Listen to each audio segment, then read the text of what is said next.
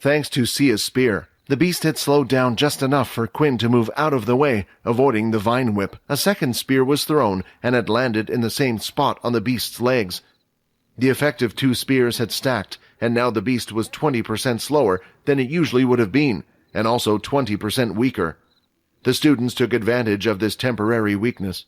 Their attacks, which were bouncing off the beast, are now damaging it, and the vines that were troubling slowed down. With Vorden and Sia using their spirit spears, the beast had now lost 40% of its overall strength.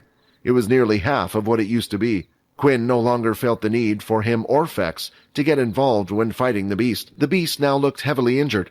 It lifted its front 2 feet into the air and slammed them onto the ground. The beast repeatedly did this action as it roared and screamed. At the same time, the vines that were coming off from the bud on its back swung more widely. The beast used its long head and looked back into the forest. The next moment, it started running back from where it came from. "Nobody should chase the beast," Dell shouted. "Some advanced-type beasts and above have something called a berserker mode. Once injured to a certain point, if the beast feels like it's stuck in a corner, it will activate its berserker mode, sometimes increasing its strength several times." But then, a female with light pink hair stepped in front of Quinn and bowed down to him. As she lifted her head, her eyes were filled with tears. "Thank you so much for saving my friend," the pink-haired girl said. After that, she hurried off to join her teammates. The thanks should have made Quinn feel good, but it didn't. Originally, he had only gone out there not to save the students, but because he saw it as an opportunity to take their blood. He didn't deserve the praise. When the students had all settled down, they decided to have a minute of silence, out of respect for the students that had been lost. But they couldn't spend much time because they were in a serious situation right now. Leo had arrived at the camp where the distress signal had come from. There were no students around. Leo started to hunt around for clues when the sounds of large, heavy footsteps could be heard heading in his direction. A large flame of red energy seemed to be spiraling in his direction. This was what happened when a beast was just about to go into berserker mode. "If it gets to that point, it might be a little bit inconvenient," Leo moaned as he drew out his trusty sword. Immediately 6 lines of red energy came whipping out at Leo. Focusing his mind, he waited until all paths of the red energy crossed each other. In that moment, he took a single swing of his blade. The 6 vines that had come out at him had all been sliced off.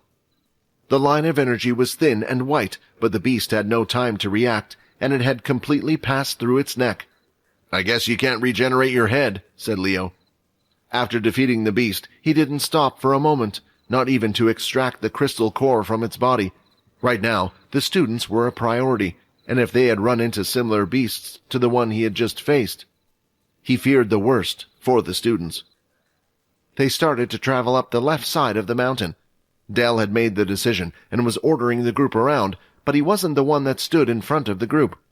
Instead, some of the stronger groups had their frontliner. The scanners had been turned on. They would still record points and work as long as they were within a 200-meter radius of Dell. The group decided to stay closer, and no one was venturing far away from their team or far from the whole group. The students started to walk around to see if there were any other options to scale the mountain, or if they could see the shelter from the edges of the mountain. Dell was currently just standing in the middle, looking up at the mountain to his right and down the sloped path from where they had come from. In the middle of their exploration, though, 3 clear and distinctive dings were suddenly heard. The students all turned to where the sound came from, as it indicated that a beast had been discovered by the scanner. But looking at the student whose scanner went off, it looked like there was nothing, even around him. "What did you discover?" Dell said as he walked over to the student. The student pointed at a purple blade of grass on the floor. But to his surprise, the scanner said he wasn't holding a plant, but a beast. When Dell snatched the scanner from the student, a dark expression appeared on his face. "An intermediate beast, this little thing? How can that be possible?" The students were not actively looking at the grass around them, but now they noticed that there were a few single strands of purple grass every so often from the grasses surrounding them. "Is it going to rain?" Layla asked, but Quinn was interested in the beast. He bent down and looked closer at the blade of grass. "Inspect. Intermediate beast. Dumping bait beast. The top of the beast's head can often seem like a blade of grass. while most of its body remained underground. The beast cannot move, but when the rain comes it will sprout from underneath. As a single raindrop fell on the purple shade of grass, it suddenly shook, and the ground started to vibrate as well. "Guys, get away from the purple grass!" Quinn shouted to his teammates. "Let's head back down the slope." As Quinn said these words, a 2-meter-tall purple plant appeared behind him. Its body was as thick as a tree, and its head was as wide as a car. On top of its head was the strand of grass that could barely be seen on top of the giant plant-like beast. "Quinn!" Layla shouted as the plant dived down. But it was too late. The large plant had swallowed Quinn. Chaos erupted on the side slope of the mountain. However, the beasts were too fast. As if it was a snake, the plants opened their mouths wide and sometimes consumed more than one student at a time, and one of these students was Quinn. "No, he's not dead," Peter replied. "I can tell." "I'll go get him," Fex said. There was no panic on Fex's face, just a slight smile. "Eat me then, you piece of—" Then he was gone, swallowed by the beast plant. The others stayed there watching the plant for a few seconds, hoping that Fex had some sort of plan. But after watching for a while and seeing no result, the situation couldn't be more obvious. "Run!" Borden shouted. "That's all we can do. If Peter says Quinn is safe, then we just have to believe him." The whole group had now been swallowed by different beet plants. Fex and Quinn, Layla and Borden, and finally Peter and Sia. A few of the other students had been swallowed. A few were also knocked off the side of the cliff. The moment the rain stopped, all the beasts went into hibernation. They returned underground and turned into beautiful stalks of purple grasses once more. Amazingly, soil started to form over the purple grasses, and in the blink of an eye, the mountain returned to its original state. It was as if nothing had happened. "Is it over?" a student asked, huffing and panting. He felt as if he would collapse from exhaustion at any moment. "What should we do now, and what about the others?" another asked. Dell looked around, and he could see there wasn't much blood. Also, during his studies, he discovered that plant-type beasts weren't mostly carnivores. The fact that these plants probably didn't have the acid necessary to digest meat meant that the students were still probably alive. "I hate to say this, but they're probably already dead," Dell lied. "It's best if we head back down to where we were. If we carry on going upward, then there might be even more dangerous beasts." Before heading back down the slope, a student spotted another person walking up. As they saw who it was, a huge smile appeared on their faces. "Sergeant Leo!" the student shouted. There wasn't much that needed to be said, as Leo agreed that he would take them back to the shelter for now. Just as the students were about to head down the slope, Leo started to walk over to a strange object. A certain item was giving off energy, similar to that of a beast weapon. "Do you mind telling me what it looks like?" Leo asked Dell, who wouldn't leave his side. "It appears to be some type of metal flask, although it has some strange design on it. It looks like a beast's head with fangs. Maybe it's one of the items that the students dropped during the struggle," Dell answered. The last thing Quinn could remember was Layla shouting his name. When he finally reached the bottom, Quinn felt his body continuously sinking. "If the plant swallowed me and now I'm falling, doesn't that mean I'm falling into another part of the mountain or underneath the planet?" Quinn thought. He was strong and he had a sturdy body as a vampire, but what was he falling into? "What the hell is this?" a boy yelled as his voice echoed out. "It can't be. Is that Fex's voice?" Quinn thought. Bang! The force and Fex's weight struck Quinn's head and managed to push him through the last bit of strange substance. All he could do was brace himself for impact as he curled up into a ball.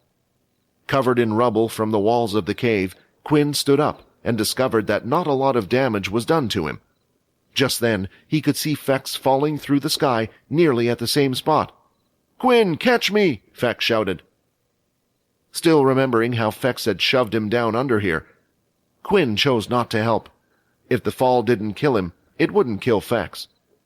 Stepping to the side at the last moment, Quinn allowed Fex to land headfirst into the same spot as him. They seemed to be in a large, empty cavern. Several large holes or tunnels seemed to lead to different paths. Looking above them, they saw the plant hanging from the ceiling that had swallowed them whole. Layla and Borden were both being slowly sucked down, while their faces were pressed up against each other. This is all your fault for grabbing me," Layla shouted. As the two fell from the plant into the large cave, Layla used her ability to slow her down from falling at a fast speed. Vorden also used the same ability and achieved the same result, so they managed to get down onto the floor safely. In another section of the cavern, the last pairing was of Sia and Peter. Sia noticed that Peter's expression didn't have any trace of fear.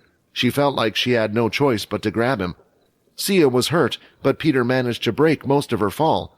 But as she opened her eyes and looked at her comrade next to her, she could see that all of his limbs were mangled and broken. "What's that noise?" Syl said as he stood up from his usual crouched position. The screams from Layla seemed to be so loud that they even reached Syl, who would usually ignore most things. Syl placed his hand on Vorden's shoulder, who was in the chair. "Swap with me," Syl said, his grip tightening on Vorden's shoulder. Knowing that he had no choice, Vorden reluctantly left the seat. "Why are you attacking me?" Syl asked. In another part of the cavern, 2 more students seemed to be stuck together, dealing with their problems.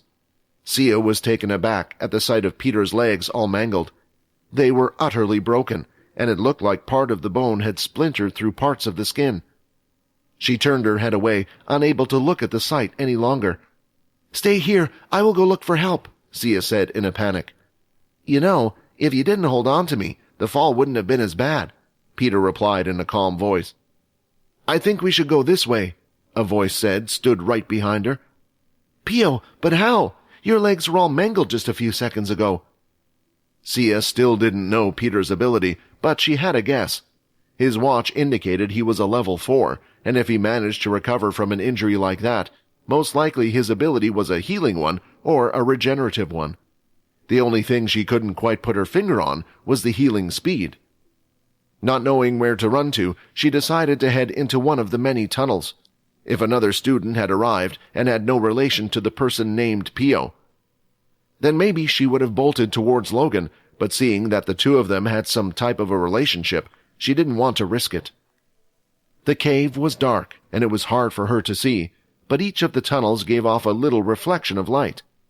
There was always the chance that the small amount of light could be radiating from a beast, or it could be a raw crystal. Because of this, as Sia ran, she also had to be careful about her footing. "This is a pain. I wish I bought some type of light with me or something," Sia complained. Taking another step forward, her foot seemed to be lodged between something. She quickly managed to pull it, but it had greatly slowed her down. She scuttled along until she was behind Logan. Logan then tapped something on the side of his suit, which brightened up the area around him with green lights. The pieces on Logan's equipment were illuminating a small 5-meter radius around them. "I adjusted the scanner the school gave us to increase its radius. I had to power it with my beast crystals. I don't get any points for doing that, but to me it was well worth it," said Logan. "That's when I discovered that there seemed to be a strange tunnel underground, but they didn't quite look natural, so I decided to investigate. I never thought anyone else would be down here, so it was a nice surprise to see you." "Do you know the way out?" Sia asked. Realizing from what Logan said, he should have a wide area mapped out using his scanner. "No," Logan replied. Although this was a lie. He knew they would ask to lead him out of here, but Logan had discovered something on his scanner that he had to check out before leaving. Somewhere inside the large cave, Fex and Quinn had decided to walk down one of the tunnels. While inside the tunnel, the connection between Peter seemed to be lost. It had happened ever since he went underground. Quinn thought that it might have something to do with the distance between the 2 at the moment, as he didn't know that Peter and the others were underground as well. Thinking that help would never arrive, they decided to just leave it up to fate and pick the tunnel with the biggest entrance. As they walked down the tunnel, they noticed that the walls were surrounded by thin blue crystals that gave off a slight glow to them. Not enough to light up the whole area, but one could follow the small light source quite easily. "What are these?" Quinn asked, looking at the small crystals. "Basic tier crystal. Would you like to store it in your system?" The shock from the message was quite immense. At school, they had been taught that the beast crystals could only be obtained from beasts. This was why the human race had been sending hunting parties to slay the beasts, even though there was a chance of death. Some crystals could be used to create powerful weapons, even more powerful than their modern equipment. But right here, crystals were hanging freely on the wall around him, and it wasn't just one crystal. There seemed to be hundreds of crystals through the tunnel they had just walked. Exiting the tunnel, it seemed like they'd arrived at what looked like a type of town. Buildings stretched out far and wide, and it was comparably as large as any one of the shelters they've seen before. Their gaze moved on towards the tallest building that stood in the center of the place. Although a town underneath a mountain was surprising to them, it didn't seem impossible. There were rumors of such shelters being built on other planets where the temperatures could reach extreme levels at different times of the year. Underground shelters were the only answer to such uninhabitable places. Although the place looked abandoned and was void of people, the buildings were a different matter. The structures looked perfectly fine and hadn't deteriorated a single bit. The only semblance of the passage of time of abandonment was a layer of dust or rock-like substance from the ceiling that coated the top of everything. And finally, the design. Although the substance was strong, it wasn't as flexible and nimble as Galthrium. This meant that the edges weren't smoothed out, giving a slight rocky look. "They're Dalki structures," Quinn muttered. What are you on about?" Flex replied. "These aren't Dalki structures. They're vampire structures." "The boy is right," the system replied. "These resemble the structures that were built in my time." Quinn said, "Why don't we check out some of the buildings? Maybe there will be something inside which will tell us if it was the Dalkis who made this or the vampires." For the first time, as they got closer to the tower, it looked like some of the buildings had been destroyed, as if they had taken part in a battle. The top had crumbled to the ground, and some structures no longer existed. Just then, they heard a sound of growling from the sides. "I guess it's time to call on some extra help." Fex touched his ear and pulled on his dangling earring. Suddenly, in the palm of his hand, the earring started to glow until eventually it started to change its shape, forming what looked like a cross between a bull and a bat. "Ham here at your service," the bull said excitedly as it flew in a circle. Hi, Quinn here. Wondering what happens next? If you want to jump the queue and unleash all episodes, click on the link here and install the Pocket FM app.